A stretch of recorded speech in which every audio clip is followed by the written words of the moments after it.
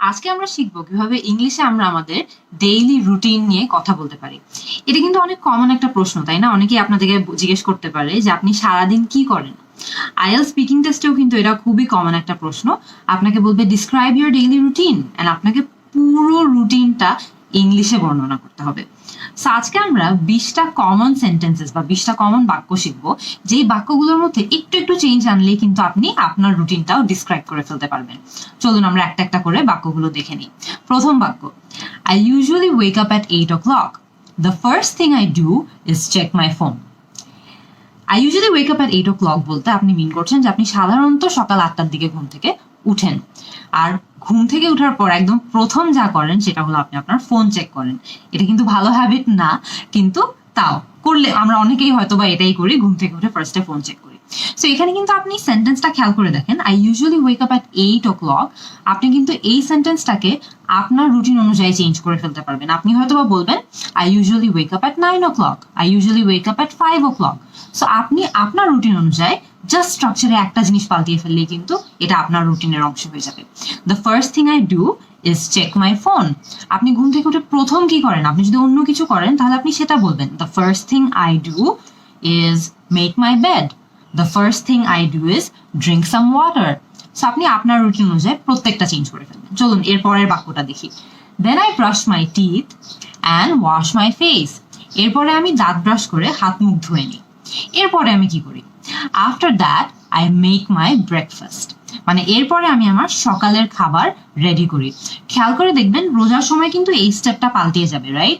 তখন আমরা অন্য কিছু বলবো, হয়তো বা আমরা এরপর কি করি, I go for a walk, অথবা after that I make my bed, মানে আমি আমার বিছানা গুছিয়ে ফেলি। সো আপনি নতুন যেটা করছেন সেটা অ্যাড করে দিবেন, কিন্তু খেয়াল করে দেখেন স্ট্রাকচারটা কিন্তু সেমই থাকছে। এরপরে আমি কি করি? Then I have my breakfast at 8:30। আমি 8:30টার দিকে আমার সকালের নাস্তাটা খেয়ে নিই। এটা কিন্তু আমাদের সারা বছরের রুটিন আমরা ডিসক্রাইব করার চেষ্টা করছি, যেটা আমরা সাধারণত করে থাকি। সো আমি বলে দিলাম যে আমি 8:30টার দিকে ইউজুয়ালি ব্রেকফাস্ট করি। I leave home around 9 for work. মানে আমি 9টার দিকে আমার অফিসের জন্য বেরিয়ে পড়ি। খেয়াল করে দেখবেন, আগেন আমরা কিন্তু অনেকদিন ধরে কেউ ঘর থেকে বের হতে পারছি না, রাইট? সো আমরা এই ক্ষেত্রে অন্য কিছু দিয়ে সেন্টেন্সটাকে রিপ্লেস করব, কিন্তু মেইন স্ট্রাকচারটা কিন্তু সেম থাকছে। মেইন স্ট্রাকচার সেম রাখলে আমরা হয়তো বা বলতে পারি I go for a walk, অথবা আপনি বলতে পারেন I start cooking for my afternoon meal. But ওই মূল স্ট্রাকচারটা, মানে শুরুতে একটা সাবজেক্ট থাকবে, মাঝামাঝি পর্যায়ে একটা ভার্ব থাকবে, আর লাস্টে হচ্ছে আপনার যে আপনি কি অ্যাক্টিভিটিটা অ্যাকচুয়ালি করছেন সেটা থাকবে। সো ওই স্ট্রাকচারটা সেম রেখে আপনি যে কোনো চেঞ্জ, যদি অ্যাক্টিভিটিতে কোনো চেঞ্জ আসে সেটার বর্ণনা দিতে পারবেন।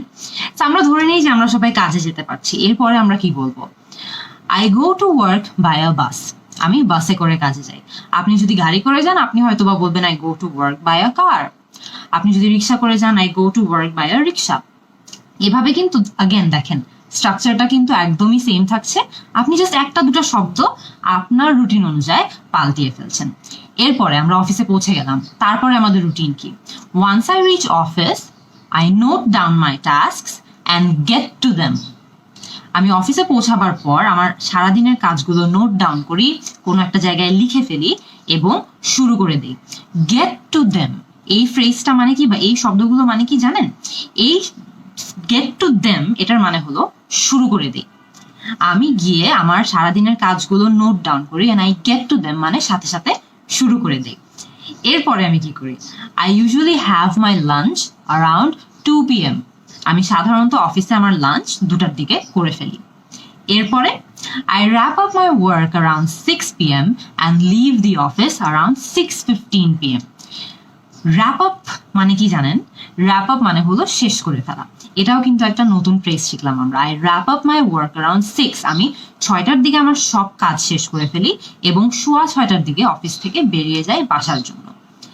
এরপরে আমি বাসায় পৌঁছাই, রাইট? সো আমি এই সেন্টেন্সটাকে কিভাবে বলবো? After reaching home I ফ্রেশন up and spend time with my family.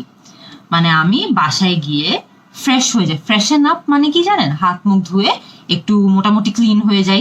So I ফ্রেশন up and I spend time with my family. মানে আমি আমার বাবা মাদের সাথে, ভাই বোনদের সাথে, আমার পরিবারের সবার সাথে সময় স্পেন্ড করি।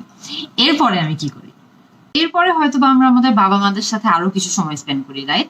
সো আমরা বলতে পারি I usually have tea with my parents around 7, মানে আমি 7টার দিকে আমার বাবা মার সঙ্গে চা খাই, হয়তো বা একটু নাস্তা খাই। আপনি নাস্তা খেলে অ্যাড করতে পারেন have tea and some snacks. এরপরে আপনি কি করেন? After having some tea I usually check my email or check up with my friends on Facebook. মানে আমি চা নাস্তা খাওয়ার পর হয়তো বা আমার ইমেলটা চেক করবো, কিছুক্ষণ দেখবো কোনো নতুন ইমেল এসেছে নাকি, অথবা আমি কিছুক্ষণ ফেসবুকে আমার ফ্রেন্ডদের সঙ্গে আড্ডা দিব। এরপরে আমি কি করি? ধরেন আস্তে আস্তে ডিনার টাইম হয়ে যাচ্ছে, রাইট? সো আপনি এরপর বলবেন I usually have my dinner around 9:30, মানে 9:30টার দিকে আমি আমার ডিনারটা শেষ করে ফেলি। এরপরে আমি কি করি? I say my prayers around 10 PM, আমি 10টার দিকে নামাজ পড়ি। সো খেয়াল করে দেখুন আমরা কিন্তু 5 ওয়াক্ত নামাজ পড়ছি। সো এটা কিন্তু আপনার রুটিনে বিভিন্ন জায়গায় আপনাকে প্লেস করে দিতে হবে। হয়তোবা দুপুরের টাইমে আপনি একটা বসিয়ে দিবেন, ভোরবেলা একটা বসিয়ে দিবেন, বিকালে একটা বসিয়ে দিবেন, সন্ধ্যায় আর রাতে। সো আমরা 5বার না বলে একবারই বললাম, কারণ সেন্টেন্সের স্ট্রাকচারটা কিন্তু সেমই থাকছে। এরপরে আমি কি করি? Around 10:30 I brush my teeth and wash my face. খেয়াল করে দেখুন এই হুবহু সেম সেন্টেন্সটা কিন্তু আমরা সকালেও ব্যবহার করেছিলাম, কারণ মিনিংটা কিন্তু সেম। আপনি আপনার দাঁত ব্রাশ করছেন আর হাত মুখ ধুচ্ছেন, সো সেম সেন্টেন্সটা কিন্তু আপনি আবারও রাতের দিকে ব্যবহার করতে পারেন। এরপরে আমি কি করি? হয়তোবা আমি বই পড়ি, হয়তোবা আমি টিভি দেখি। সো আমি এরপর বলতে পারি then I read a book for a while, মানে আমি কিছুক্ষণের জন্য হয়তো একটা বই পড়ি। অথবা আপনি এটাও বলতে পারেন then I watch TV for a while, আমি কিছুক্ষণের জন্য টিভি দেখি। অথবা আপনি যদি দেন এক্সারসাইজ করেন তাহলে আপনি বলতে পারেন then I exercise for a while. খেয়াল করে দেখেন সেন্টেন্সের স্ট্রাকচার একদমই সেম, স্ট্রাকচার কিন্তু চেঞ্জ হচ্ছে না, জাস্ট একটা শব্দ চেঞ্জ হয়ে যাচ্ছে। আমরা রিড আ বুক বলছি, অথবা এক্সারসাইজ বলছি, ওয়াচ টিভি বলছি, সো একদম ছোট ছোট অংশ চেঞ্জ হচ্ছে, কিন্তু স্ট্রাকচার গুলো কিন্তু একদমই সেম থাকছে। সো সেম স্ট্রাকচার ফলো করে আপনি আপনার রুটিন অনুযায়ীও সেন্টেন্সটা চেঞ্জ করতে পারবেন। এরপর আমি কি করি? I usually hit the bed around 11:30 PM, মানে 11:30টার দিকে আমি ঘুমিয়ে পড়ি। হিট দ্য বেড মানে কি জানেন? হিট দ্য বেড মানে হলো ঘুমিয়ে যাওয়া। এটা জাস্ট একটা সুন্দর স্টাইলিশ ওয়ে অফ সেইং যে আপনি এই টাইমে ঘুমিয়ে পড়ছেন। So hit the bed. এই হয়ে গেল কিন্তু আমাদের অনেকগুলা বাক্য, রাইট? এই বাক্যগুলো দিয়ে কিন্তু ইজিলি আপনি যে কোনো সময় আপনার যে কোনো রুটিন ডিসক্রাইব করতে পারবেন।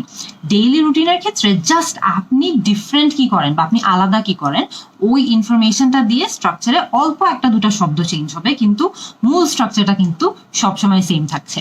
সো এই সেন্টেন্সগুলো ইউজ করে আমাকে এখনই জানিয়ে দিন আপনাদের ডেইলি রুটিন কি, বা আপনারা সারাদিন কি করেন। এটা আমাকে এখনই কমেন্ট সেকশনে জানিয়ে দিবেন। See you in the next class.